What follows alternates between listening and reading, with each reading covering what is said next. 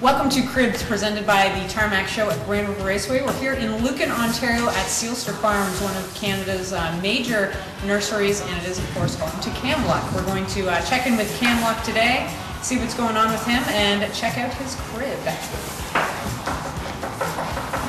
Oh!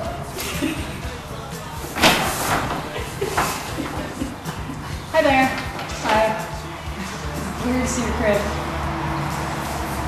All right, we are in the, I guess, the clinic. Is that? Yeah, vet lab. The vet lab, yeah, here at Seelster. So you've got some cool things here. Sort of run us through the process of once you've collected, if you've actually collected the semen, what that's the easy part, I guess. From there, well, it depends on what you're doing. Depends on the day. Yeah, exactly. So then, what happens to the semen from that point on?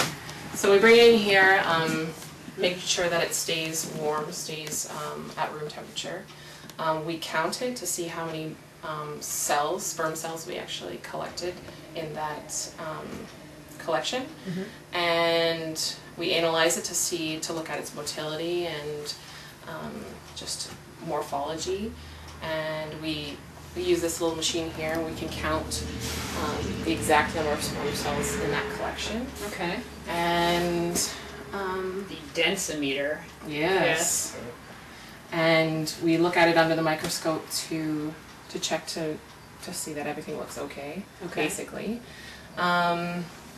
Once we've counted it, analyzed it, we look to see how many mares we have to breed with that stallion that day. It's split into a certain number of doses, and then it's either we keep it here and we go out to the barn and breed there, or we pack it up in this little contraption. It's called a Equine Express 2, which is basically just a cooling box. Okay. From here, the sperm cools down to a low temperature where the sperm become basically dormant, and sperm Dormant, but quite alive. Yes, Yeah. yes. They can last in this box about 72 hours, so you can ship it all over the United States and Canada. And when it's re-inseminated into the mare and warmed again by the mare's body temperature, that's when the sperm rejuvenate. And how many sperm cells are in a typical collection? Trying to watch my wording here. It varies from stallions. Some stallions give a huge collection, and some stallions just have a mediocre collection, a moderate collection. So it can range anywhere from 5 billion to Camluck is a good collector. He can collect usually around 14 billion he gives per collection. 14 million? Billion. 14 billion. Yeah. Is that right? Yeah. And each mare should, if we're going to ship it out in something like an E2, each mare should get about 1 billion sperm cells. Are there any surprises with, a classy stallion like Camluck? Are there any surprises with him? Like he knows what he's going to do, and there's no mischief or anything. Well, he doesn't. He is Because they're stallions, right? I mean, so they definitely are. He's quite dominant, especially quite aggressive in the breeding shed.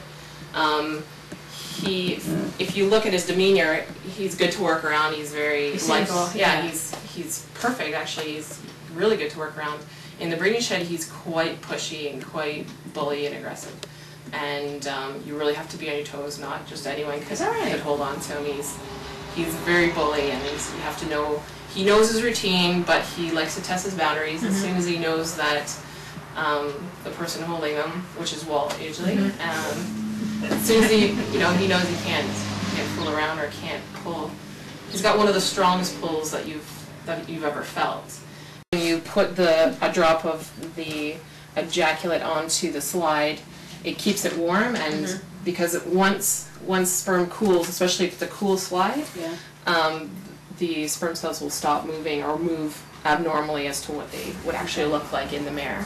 So you want to simulate warm, like they were being inseminated into the mare, and that way you can get a true picture of what they look like. That's a very specific process each time too. You want to make sure that it's the same temperature, same weight, so that there's no differentiation between how he collected last time and how he likes it to how he collects the next time. So you want to make sure that it's Consistency. consistent. Do you have one particular part of the job that you find extremely rewarding, or one little aspect of every day that really makes it so worthwhile? For sure. Mine, it's the foaling. It's the foaling.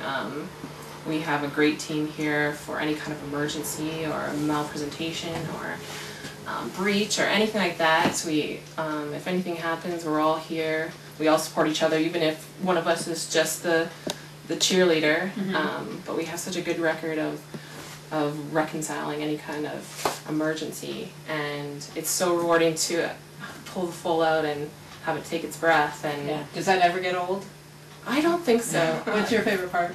Like during the season, I like seeing the foals and, you know, the offspring you're going to have to sell for the following year. Yeah. But I find yearling season is the best, like the sale season, and going to the sale selling horses is the most rewarding. Yeah, yeah. But you'd like to see healthy live foals. Right. More than anything. Or you never get to sale season. Yeah. Well, thanks so much for taking the time out of your very hectic day to join us on Cribs, and we're going to have a bit of a more wander around, and we're going to steal Walter, and we're going to take him to the Black Dial. Thanks very much. You're welcome. Right. You're welcome.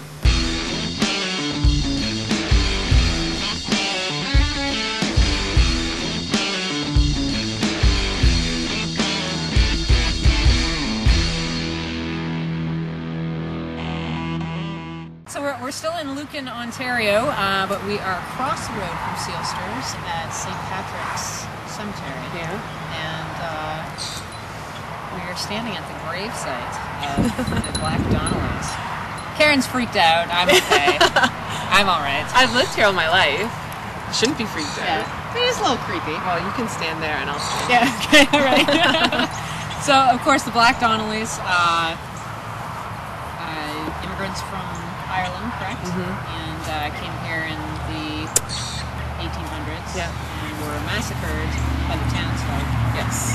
When they, And the man who headed the vigilante that went to go and kill the Donnellys in their house, actually we own his farm, which is on Roman Line, which is it just gave me the shivers. Yeah, I know.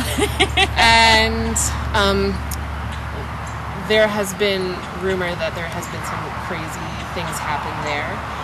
He also actually hung himself in the barn that we still use. So. Oh, well, that's kind of creepy.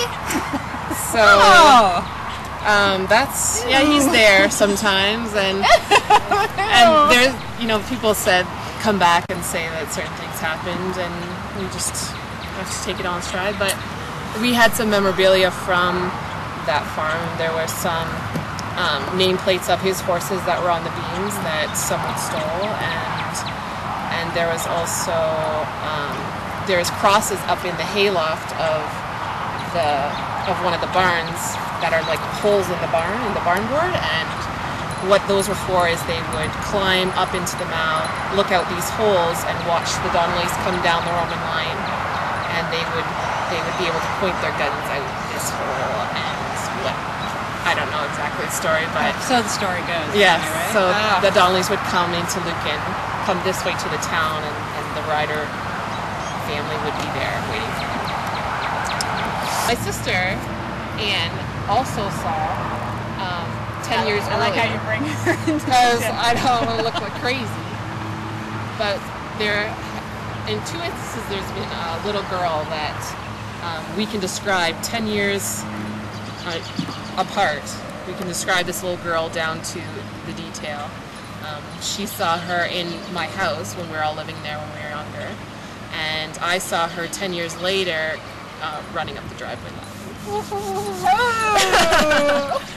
And that's about it. I've never looked into it, like as to if anyone died or who it might be, because I'm just waiting, because I still live in that same house, and 10 years from that point, which I was 16, so when I was in high school, so I don't want her to come back. She can just stay away. Okay, well that was a great history lesson, and I'm personally going to get the hell out of Lucan now. So thanks, Karen. Yeah, no problem.